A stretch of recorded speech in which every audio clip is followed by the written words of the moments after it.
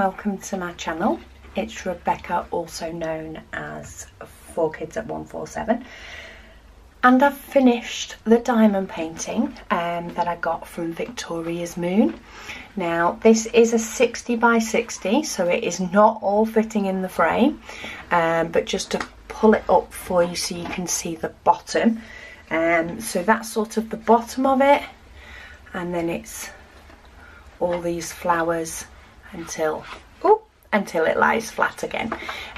So yeah, this was, let me just move my little pencil case that goes underneath the tray on the back of my desk, just so that I can get this a little bit further up.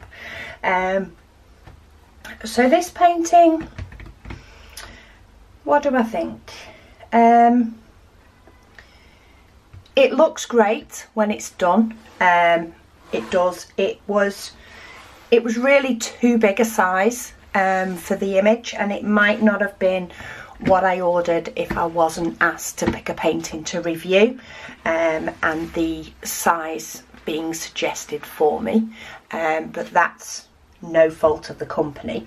I should have possibly asked for this image, but maybe in a slightly smaller. It did get to the point nearer the end where I was a bit like, I just want this finished. But as I say, that's not the fault of the company. The diamonds aren't the best quality that I've seen. There's quite a few gaps when you shine a light pad under it. I don't think you're going to be able to see them on camera, or maybe you can.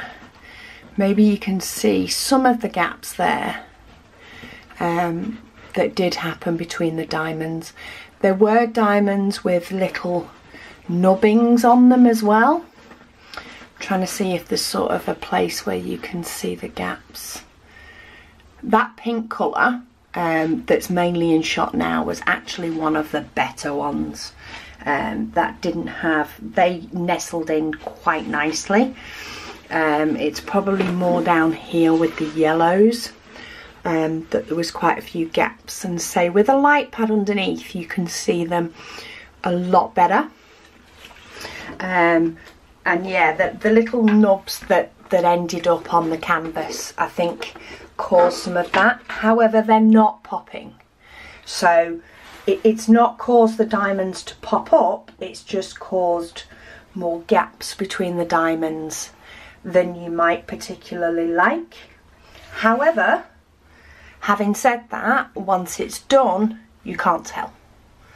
So it doesn't make it a no for me from this company again. Yes, it's not the nicest. I was working on an Ever Moment painting before this and after this, so that probably hasn't helped my judgment either. In the fact that, you know, more often than not, Ever Moment diamonds are spectacular. But yeah, it's still a really, really nice painting. I really like the image. I do think it's a nice image, and I do think the colouring and that has turned out quite well. Little bit more sketchy on this leaf. But all the blues and the flowers here, that's turned out fantastic. So overall, I'm pleased. I did cut off the symbol chart. I cut it directly off the canvas because it does only have it in one place.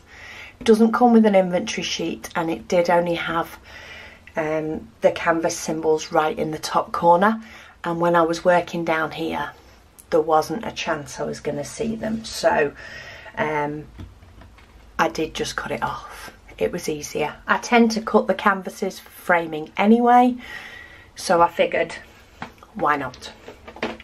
As for diamonds that are left over, I've still got quite a few bags with diamonds still left in. I mean, look, this one, there's absolutely loads, and there's still some in there. So 310s, I've still got a lot of 310s left in a bag. This one, 3805. I mean, really, there is loads left there, so there is no problem on the amount of diamonds left over. So even these ones here with only a few in, that is 600 and 606. So 606 is that one and 600 is that one. There is still loads left of both of them. So overall, I'd do a diamond painting from this company again. I've not really had any major problems. Just little things that I'd prefer to be a little bit nicer.